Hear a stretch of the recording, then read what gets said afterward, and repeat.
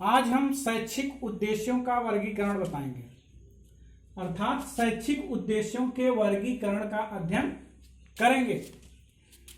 Taxonomy of educational objectives,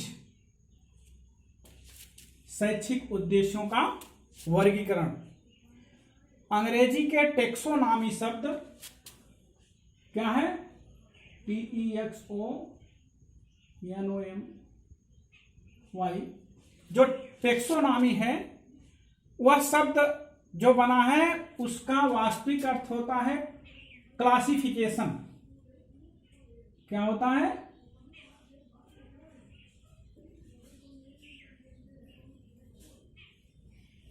taxonomy, जो अंग्रेजी का टेक्सोनॉमी शब्द है उसका मतलब होता है क्लासिफिकेशन, अर्थात वर्गीकरण।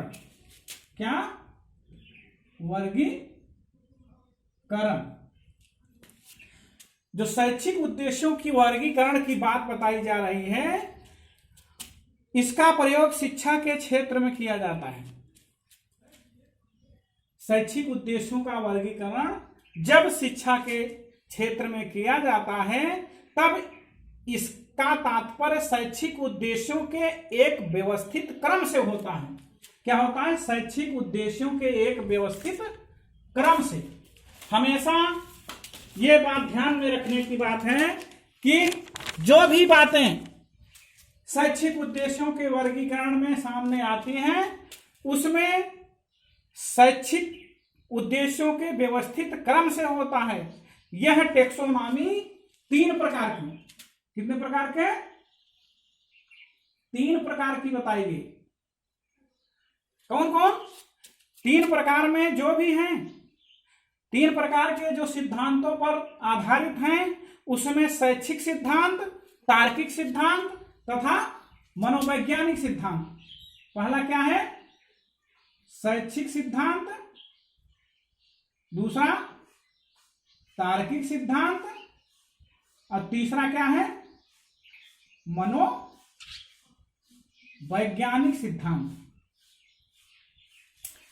जो शैक्षिक उद्देश्यों के वर्गीकरण में टेक्सोनॉमी है वह 3 प्रकार के उद्देश्यों पर आधारित बताया गया।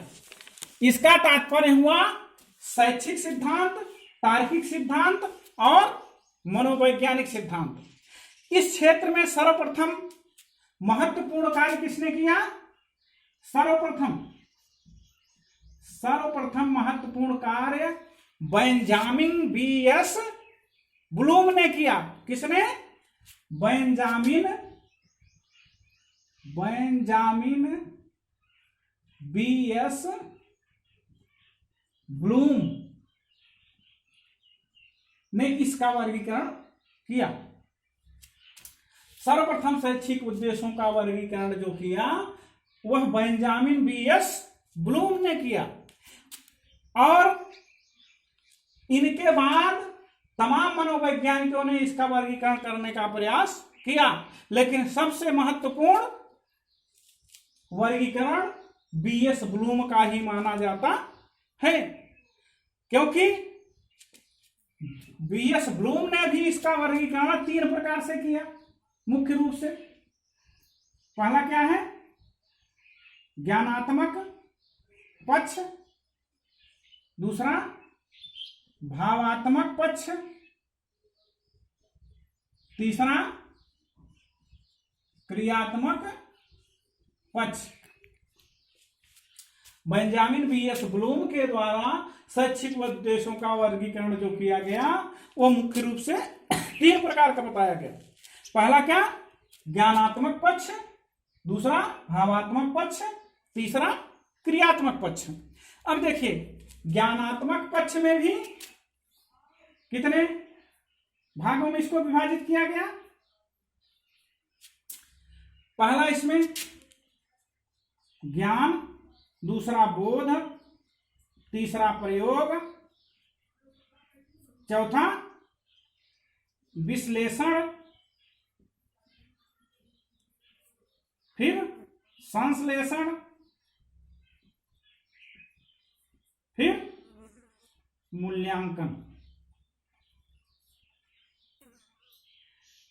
ये कितने हुए?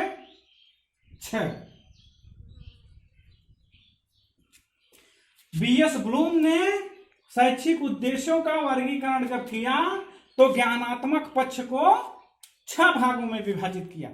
क्या? ज्ञान, बोध, प्रयोग, विश्लेषण, संश्लेषण और मूल्यांकन। इसी प्रकार से भावात्मक पक्ष को भी 6 भागों में विभाजित किया। कौन कौन? जिस प्रकार से ज्ञानात्मक पक्ष को 6 भागों में विभाजित किया, उसी प्रकार से भावात्मक पक्ष को भी 6 भागों में विभाजित किया। पहला है ग्रहण करना, फिर अनुक्रिया करना। क्या है? ग्रहण, अनुक्रिया।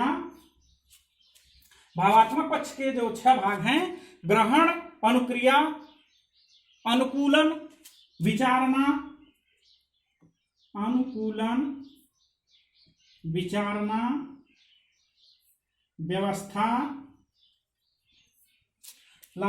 लास्ट क्या है? चरित्र निर्माण। क्या है? चरित्र निर्माण। मुख्य रूप से 3 भागों में विभाजित किया गया, ज्ञानात्मक पक्ष, भावात्मक पक्ष और क्रियात्मक पक्ष। इसको 6 भागों में, ज्ञानात्मक पक्ष को 6 भागों में ज्ञान, बोध, प्रयोग, विश्लेषण, संश्लेषण, मूल्यांकन, और भावात्मक पक्ष को ग्रहण, अनुक्रिया, अनुकूलन, विचारना, व्यवस्था एवं चरित्र निर्माण करने की बात बताई। अब क्रियात्मक पक्ष को भी इन्होंने 6 भागों में विभाजित किया।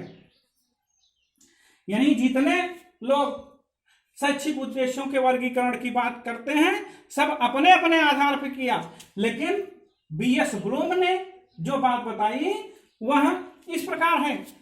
तो क्रियात्मक में क्या है? पहला है उद्दीपन। क्या है? उद्दीपन। और दूसरा क्या है? कार्य करना, नियंत्रण करना। कार्य करना, नियंत्रण करना, समायोजन करना। इसके अलावा स्वाभाविकरण और आदत डालना।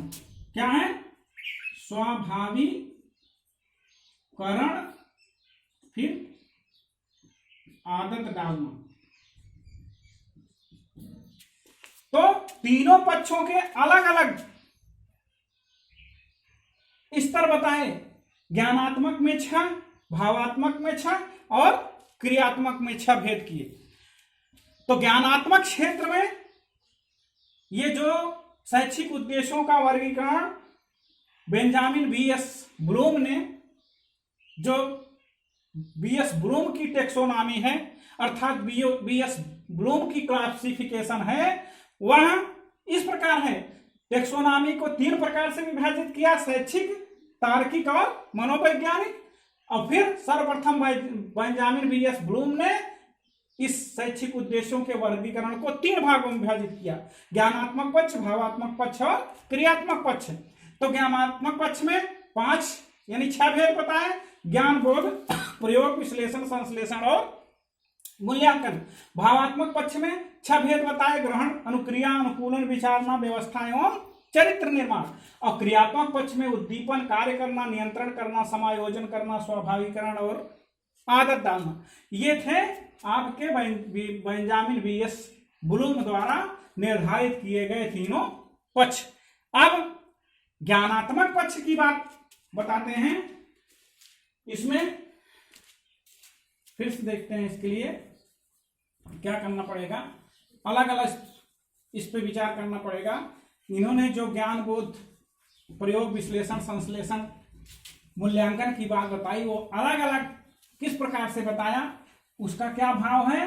और शिक्षा के क्षेत्र में बीएस ब्लूम का ज्ञानात्मक पक्ष ही बहुत महत्वपूर्ण माना जाता है, क्योंकि अधिकतर परीक्षाओं में, चाहे टेट हो चाहे सीटेट हो, यानी अन्य प्रतियोगी परीक्षाओं में बीएस ब्लूम का ज्ञानात्मक पक्ष बहुत महत्वपूर्ण भूमिका अदा करता है।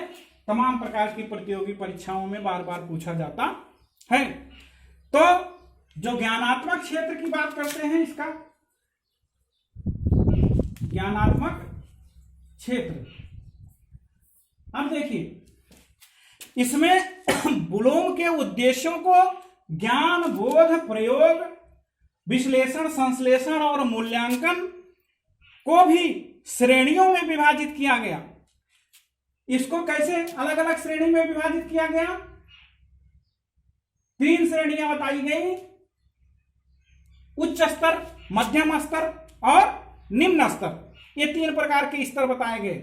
तो ज्ञान बोध और प्रयोग वाला क्या है? ज्ञान बोध प्रयोग। शुरुआत के तीनों ये किस में है? किस स्तर में बताए गए? ज्ञान बोध और प्रयोग को निम्न स्तर बताया गया। क्या बताया गया? निम्न स्तर। अब देखिए, ज्ञान बोध और प्रयोग हुआ। अब इसके बाद विश्लेषण और संश्लेषण, विश्लेषण संश्लेषण, ये दोनों को मध्यम स्तर बताया गया। यानी इन दोनों को मध्यम स्तर बताया गया। अब जो लास्ट का मूल्यांकन है, क्या बचा? मूल्यांकन, इसको उच्च स्तर बताया गया। अब शैक्षिक उद्देश्यों के वर्गीकरण में ब्लूम ने ज्ञानात्मक क्षेत्र को जो 3 स्तरों में विभाजित किया गया, वो उपरोक्त तीनों यानी ज्ञान बोध और प्रयोग को निम्न स्तर, विश्लेषण संश्लेषण को मध्यम स्तर और मूल्यांकन को उच्च स्तर बताया। और देखिए, जब इसमें 6 उपागम, ये कितने हैं? 1 2 3 4 5 6, ये 6 उपागम हैं। कितने हैं? 6 उपागम। ये 6 उपागम जब मिलकर के कार्य करते हैं या शैक्षिक क्रिया को स्वचालित करते हैं तो क्या होता है? तो एक बार यह क्रिया शुरू हो जाती है तो इसका पूरा चक्र चलने लगता है। ज्ञान बोध प्रयोग विश्लेषण संश्लेषण मूल्यांकन का इन 6 उपागम का चक्र अपने आप पूरा चलने लगता है। अब ब्लूम द्वारा विकसित ज्ञानात्मक क्षेत्र का वर्गीकरण। अब इसका अलग अलग देखिए, इसमें क्या बात बताई गई। पहला क्या है? ज्ञान। ज्ञान क्या है? ज्ञान विशिष्ट वस्तुओं का ज्ञान। इसमें क्या होना चाहिए? जो भी विशेष वस्तुएं हैं उसका ज्ञान होना चाहिए। विशिष्ट वस्तुओं का ज्ञान। जब तक अधिगमकर्ता को विशिष्ट वस्तुओं का ज्ञान नहीं होगा तब तक शैक्षिक उद्देश्यों की पूर्ति नहीं हो पाएगी। दूसरा, साधनों का ज्ञान। क्या चीज? साधनों का ज्ञान। इसमें कौन कौन से साधन प्रयोग किए जाएंगे और सार्वभौमिक वस्तुओं का भी ज्ञान होना चाहिए। सार्वभौमिक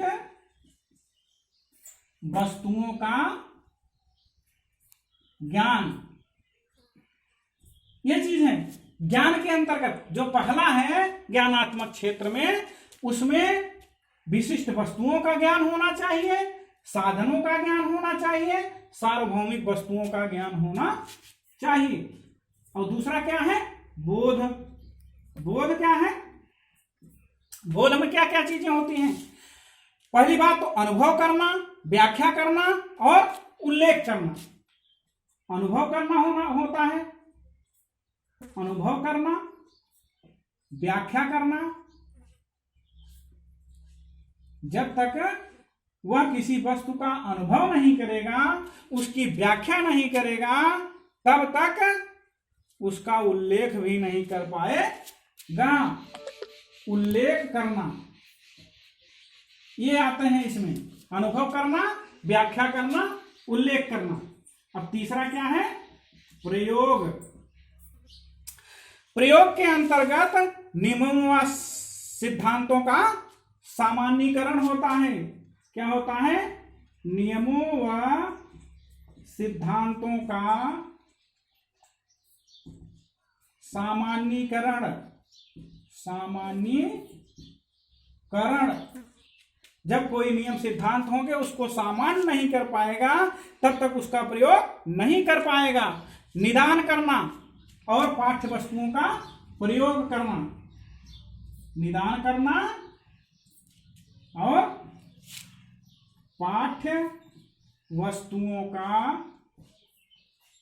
प्रयोग करना इस प्रयोग के तहत आता है। अब चौथा क्या है? विश्लेषण। विश्लेषण विश्लेषण के अंतर्गत क्या क्या आता है? तत्वों का विश्लेषण करना, संबंधों का विश्लेषण करना और संबंधित सिद्धांतों का विश्लेषण करना। तत्वों, संबंधों व संबंधित सिद्धांतों का विश्लेषण करना।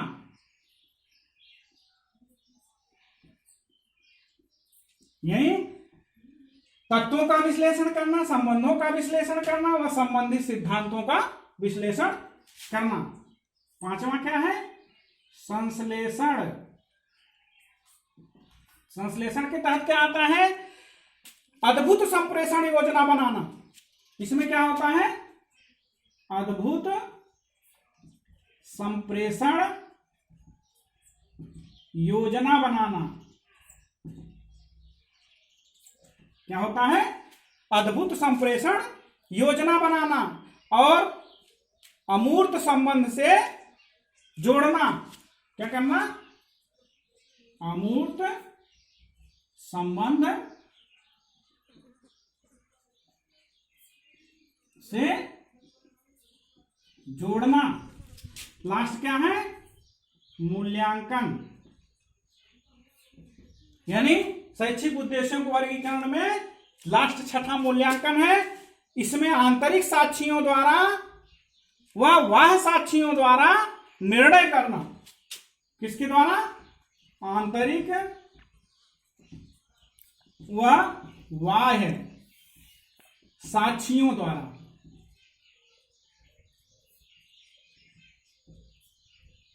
निर्णय करना। यानी आंतरिक साक्षियों द्वारा निर्णय करना और बाह्य साक्षियों द्वारा निर्णय करना। यह था आपका शैक्षिक उद्देश्यों का वर्गीकरण में ज्ञानात्मक क्षेत्र के विभिन्न स्तर एवं 6 उपागम की एक्टिविटी, अर्थात इसका क्या कार्य है। यह था आपका ब्लूम का टेक्सोनॉमी।